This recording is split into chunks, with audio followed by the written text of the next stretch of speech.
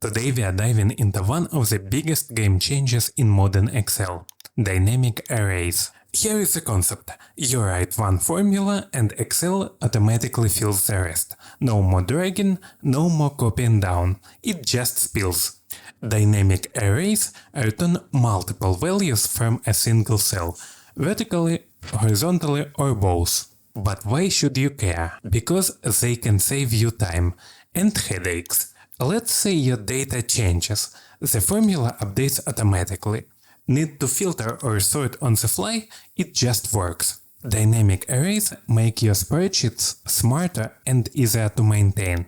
Keep in mind, dynamic arrays are only available in newer versions of Excel, like Excel 365, Excel 2021, and Excel for the web. Let's see it in action. Say I want a list of all functions. I type $sign and select the column. Hit enter, boom. All names spill down automatically from that one formula. In older Excel, the same formula just gives you the first cell. Dynamic arrays let Excel return the entire array of values.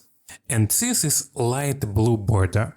That's Excel way of saying, hey, this whole range came from one formula. But here's where people get stuck. The spill error. It means Excel wants to spill, but something is in the way. Even an invisible character can block it. Click the warning icon, select Obstructing Cells, delete, done. If you want to refer to the entire spilled result somewhere else, just use the hash symbol, like this.